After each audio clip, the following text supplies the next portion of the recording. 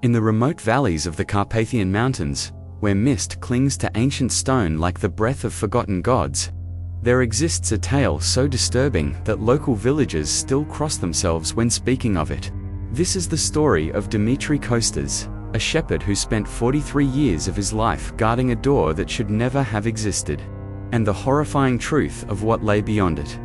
The year was 1897 when Dimitri first encountered the door. He was just 19 years old, tending his family's flock on the treacherous slopes of Mount Vrochia, a peak so isolated that even the most seasoned mountaineers avoided its jagged faces. But Dimitri knew these mountains like the lines on his weathered hands. His grandfather had grazed sheep here, as had his great-grandfather before him. The Kostas family had been shepherds for 7 generations, their bloodline as rooted in these stones as the ancient pines that clung to the cliffsides. On that October morning, thick fog had rolled in from the east, swallowing the familiar landmarks Dimitri used to navigate. His sheep, normally docile, began bleating with an anxiety that made his skin crawl.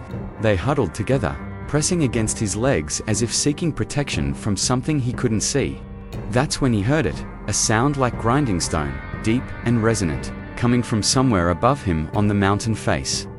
Following the sound through the mist, Dimitri discovered what appeared to be a cave opening he had never seen before, despite having walked this path hundreds of times. But as he approached, he realized it wasn't a cave at all. Set into the living rock was a door, not carved from the stone, but constructed of black wood, so old it seemed to absorb light rather than reflect it. The door stood 8 feet tall and nearly as wide, bound with iron bands that had turned green with age. Strange symbols were carved deep into its surface, symbols that hurt to look at directly and seemed to writhe and shift when viewed from the corner of one's eye. But the most disturbing aspect of the door was not its appearance, but the cold that emanated from it. Even in the autumn air, frost formed on the ground in a perfect circle around the entrance, and Dimitri's breath came out in visible puffs whenever he stepped within 20 feet of the threshold. His sheep refused to come any closer, bleating in terror and backing away until they were nearly tumbling down the mountainside. That night, Dimitri returned to his village and told his grandfather what he had found. The old man's face went pale as mountain snow, and he immediately called for the village priest and the eldest woman in their community, a crone named Baba Miller, who was said to remember things from before the church bells first rang in there. What they told Dimitri that night would haunt him for the rest of his days. According to the old stories that had been passed down in whispers from mother to daughter for countless generations, the door had been sealed there by his own ancestors over 3 centuries ago. It was a prison, they said, containing something that had once plunged the entire region into what the old texts called the First Night. A darkness so complete and terrible that it had lasted for 7 years, turning men into beasts and beasts into something far worse. The creature behind the door had a name, though none dared speak it aloud. It was called the Umbral Shepherd, and it had once walked among men, appearing as a kindly herder who would offer to tend the flocks of struggling farmers. But those who accepted its help soon discovered that their sheep were not being fed grass, but something far more sinister. The animals would return each evening with their wool stained black, and their eyes reflecting a light that wasn't quite right. Within weeks, the sheep would give birth to offspring that walked on 2 legs and spoke in human voices, begging their former owners to let them back into the houses where they had once lived as pets and livestock. The Umbral Shepherd's influence had spread like a plague through the mountain communities. Children began disappearing, only to return days later claiming they had been learning to tend the new flock, a flock that consisted not of sheep, but of the twisted remnants of every person who had vanished from the villages. These children spoke of underground pastures where the grass grew downward from stone ceilings, and of a shepherd who promised that soon everyone would join his eternal flock, and the first night would come again to claim the world above it. Had taken the combined efforts of 7 villages, 3 monasteries, and a papal envoy to finally trap the creature behind the door. The ritual had cost the lives of 49 people. including Dimitri's great-great-grandfather, who had volunteered to be the guardian of the seal. For 300 years, there had always been accosters watching the door, ensuring that the symbols remained unbroken and that no one disturbed the prison that held back the first night. But the bloodline had grown thin, and when Dimitri's father died in a rockslide 5 years earlier, there had been no one to pass on the full knowledge of what guarding the door truly meant. His grandfather had planned to train him gradually, but the fog that day had forced the revelation decades to early. The old priest, Father Nikolai, explained the sacred duty that now fell to Dimitri. He must visit the door every day, checking that the seals remained intact and that no cracks had appeared in the ancient stone. He must never allow another living soul to approach the entrance. And most importantly, he must never, under any circumstances, touch the door itself or attempt to decipher the symbols carved into its surface. For the first few years, the duty seemed almost mundane. Dimitri would tend his sheep in the lower valleys during the day, then make the treacherous climb to the door each evening as the sun set. He would inspect the iron bands, ensure the symbols were still clearly visible, and listen for any sounds coming from within. The door remained silent and cold, and gradually, Dimitri began to wonder if the old stories were simply superstition, tales told to frighten children and maintain family tradition. But in 1903, something changed. Dimitri began to hear whispers coming from behind the door, so faint that at first he thought they might be the wind moving through cracks in the stone. The whispers were in a language he didn't recognize, but somehow their meaning was clear. The voice was calling his name, promising him things that made his heart race and his palms sweat. The voice claimed to know about his loneliness, about how he watched the other young men in the village court wives and start families while he remained bound to his solitary duty. It spoke of a girl in the neighboring village who had caught his eye, describing her in intimate detail that no one else could possibly know. The voice promised that if Dimitri would just touch the door, just place his palm against the ancient wood for a single moment, it would show him how to make her love him, how to free himself from his burden and live the life he deserved. Night after night, the whispers grew stronger, more persuasive. The voice began to speak in the voices of his dead family members, claiming they were trapped behind the door and needed his help to escape. His grandfather's voice pleaded with him to open the seal, explaining that the old stories had been lies, that the real evil was keeping innocent souls imprisoned behind the door. But Dimitri held firm to his oath, even as the psychological torment began to take its toll. He started losing weight, his hair turning gray, despite his young age. The villagers noticed his increasingly erratic behavior, the way he would sometimes stop mid-sentence and cock his head as if listening to something only he could hear. They began to whisper that the mountains had driven him mad, that the isolation of his calling had finally broken his mind. In 1907, the first crack appeared in the door's surface. It was tiny, barely visible, running diagonally across one of the carved symbols. But through that hairline fracture, Dimitri could sometimes see a faint pulsing light, and the whispers became so loud that he had to press his hands over his ears to concentrate on anything else. Father Nikolai had died the previous winter, and the new priest, a young man from the capital, dismissed Dimitri's concerns as the ravings of a hermit who had spent too much time alone. The village elders were aging, and many of the old traditions were being forgotten as younger generations moved to the cities in search of work. Dimitri realized with growing horror that he was becoming the sole guardian not just of the door, but of the knowledge of what it contained. The crack continued to grow, almost imperceptibly, over the following years. By 1912, it was wide enough that Dimitri could insert the tip of his knife blade into the gap. The light that leaked through was no longer faint. It pulsed with a rhythm like a massive heartbeat, and sometimes Dimitri could see shapes moving in the darkness beyond, shapes that defied description but filled him with a primal terror that made his bowels loosen and his hands shake. Uncontrollably, the whispers had evolved as well. No longer did the voice try to seduce him with promises of love or freedom. Now it spoke of the changes coming to the world, of the Great War that would soon engulf Europe and the even greater conflicts that would follow.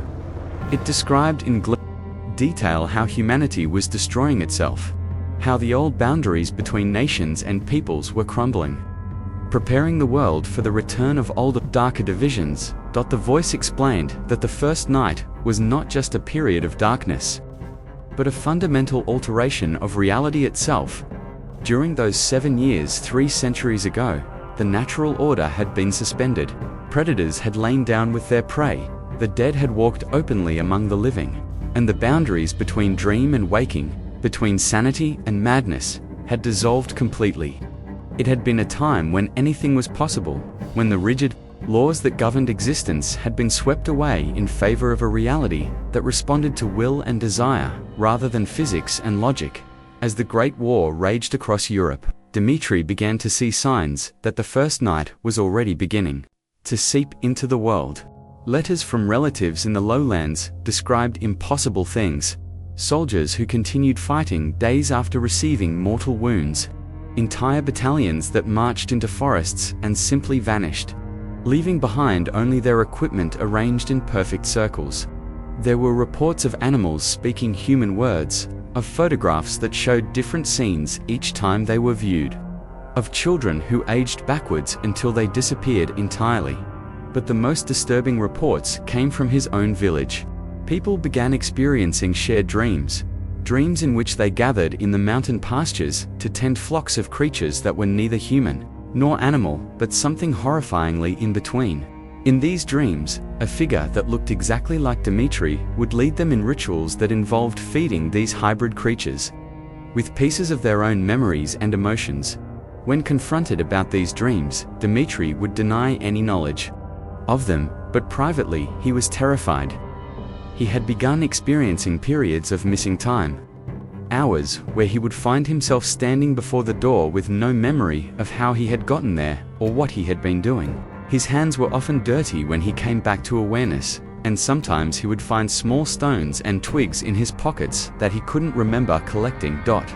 In 1918, as the war finally ended and the survivors tried to rebuild their shattered world, the crack in the door had widened to the size of a man's fist. The light pouring through was now so bright that Dmitri had to shield his eyes when approaching, and the whispers had become a constant cacophony of voices, speaking in dozens of languages. But among all the chaos, he could still hear the original voice, the one that had first called his name 15 years earlier. Now it no longer tried to convince him to open the door. Instead, it thanked him for his faithful service, explaining that his decades of guardianship had been part of the plan all along. Every night that he had stood before the sealed entrance, every moment of torment he had endured, had been slowly wearing away the barriers that held the first night at bay. His very presence had been feeding the entity behind the door. His fear and isolation and desperate loneliness providing it with the emotional sustenance it needed to grow strong enough to break free on its own. The realization drove Dmitri to the edge of complete madness. He had spent over 20 years believing he was protecting the world, only to discover that he had been the unwitting instrument of its destruction. Every prayer he had whispered, every night he had stood vigilant guard, every sacrifice he had made had brought the first night closer to returning. In desperation, he tried to leave his post, fleeing down the mountain toward the village to warn them of what was coming. But he found that he couldn't stay away from the door for more than a few hours, before an overwhelming compulsion drove him back up the treacherous slopes. The entity had bound him to his duty in ways far more profound than mere oath or tradition. It had made him part of the seal itself, ensuring that he would remain at his post until the very moment of its release. As the 1920s dawned, the crack had become a jagged opening, large enough for a man to crawl through. The light streaming out was no longer simply bright, but had taken on an oily, nauseating quality that made plants wither and die within a 100-foot radius of the door. The voices coming through the gap now spoke in perfect unison, reciting what sounded like a countdown in a language that predated human speech. Dmitri's letters to distant relatives. The few that survived from this period describe his growing awareness that the first night would return within his lifetime. He wrote, "Of seeing impossible constellations in the sky, of time itself seeming to stutter and skip like a broken clock, the seasons began arriving out of order. With snow falling in summer and flowers blooming in the depths of winter, the villages, those few who remained, had begun to change as well. They would gather in the town square each evening, forming circles and swaying to music that no instruments played. Their eyes reflected the same oily light that poured from the door, and they spoke of the coming shepherd who would tend them all in pastures that existed beneath the roots of the world." In 1955, Dmitri wrote his final letter, addressed to no one in particular, but hidden in a crevice near the door where it would eventually be found by climbers decades later. In it, he described how the opening had finally grown large enough for the entity to begin emerging. He wrote of seeing a hand, if it could be called a hand, reaching through the gap, something with too many joints and fingers that bent in directions that hurt to contemplate. The letter described his final desperate plan, unable to reseal the door or flee from his post. Dmitri had decided to use his body as a living barrier, wedging himself into the opening to prevent the entity's complete emergence. He knew it would only delay the inevitable, but perhaps it would buy the world a few more years, enough time for someone else to find a solution. The letter ended with a chilling observation. Dmitri wrote that he could feel the entity's influence spreading through his body, changing him from within. He was becoming something else, something that would be neither fully human nor entirely alien. He would remain conscious throughout the transformation, trapped within a flesh prison that served the will of the first night, forced to watch as his own hands worked to complete the very apocalypse he had spent his life trying to prevent. The door was discovered in 1950 by a team of Soviet climbers who were mapping the remote peaks of the Carpathians. They found the opening sealed not with the ancient wood and iron that Dmitri had described, but with what appeared to be a mass of twisted, petrified flesh that had somehow grown to fill the gap. The organic barrier pulsed with a faint rhythm, and was warm to the touch, despite the freezing mountain air. Local authorities, fearing some kind of biological contamination, sealed off the area and classified all reports related to the discovery. But climbers and hikers in the region continued to report strange phenomena, the sound of bleating sheep echoing from empty valleys, the sight of a lone shepherd tending a flock that cast no shadows, and most disturbing of all, the feeling of being watched by something vast and patient that waited just beyond the edge of perception. In 1973, a geological survey team detected unusual seismic activity centered on the location where the door had been found. The readings suggested that something massive was moving deep within the mountain, something that was slowly, methodically, working its way toward the surface. The survey was immediately classified, and the area was officially designated as geologically unstable and closed to all civilian access, but the restrictions couldn't stop the changes that were already spreading outward from the mountain. Shepherds. Throughout, the Carpathians began reporting livestock that would return from grazing with their behavior fundamentally altered. Sheep that had been docile for generations became aggressive and territorial, forming complex hierarchies and displaying problem-solving abilities that far exceeded normal animal intelligence. More disturbing were the reports of sheep that had learnt to mimic human speech, not as simple repetition, but as genuine communication.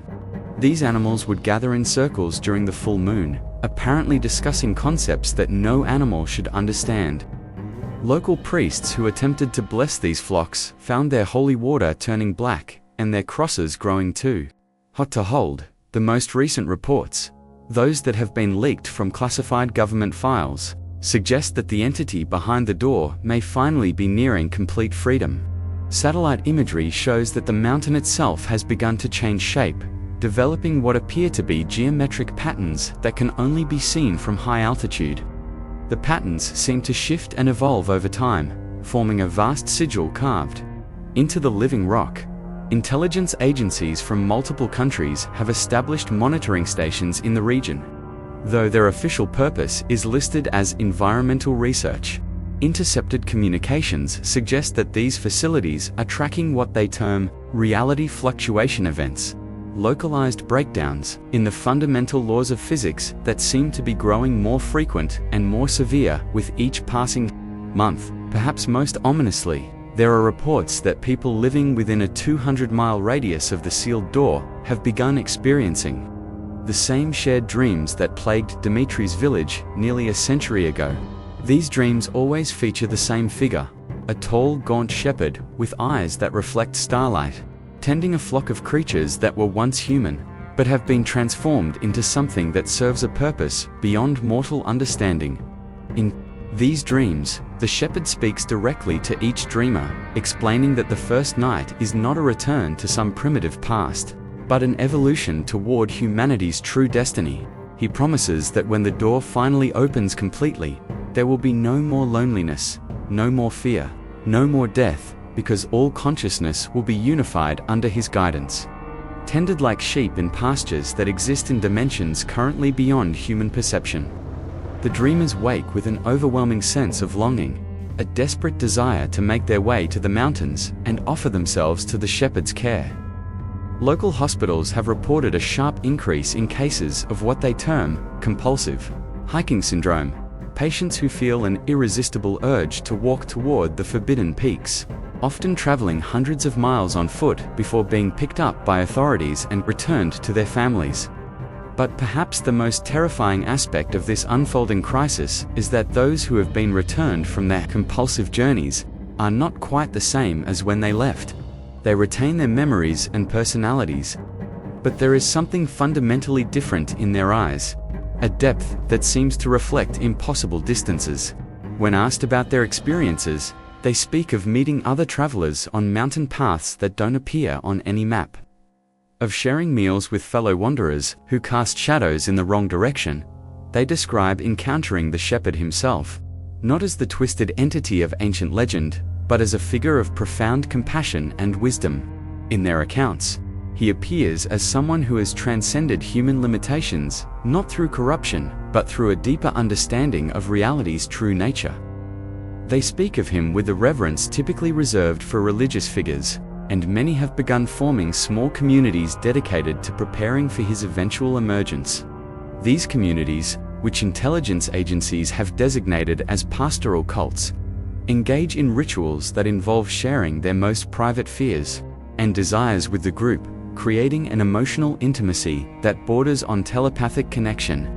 They claim that this practice is training for the collective consciousness that will emerge when the first night returns. When the barriers between individual minds dissolve and humanity becomes truly ignited under the shepherd's guidance. Government psychologists who have studied these groups note that despite their unconventional beliefs, the members display remarkable psychological health and social cohesion.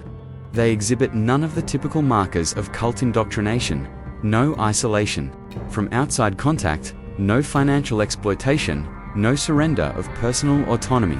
Instead, they seem to have achieved a level of emotional stability and interpersonal connection that most therapeutic approaches can only dream of accomplishing.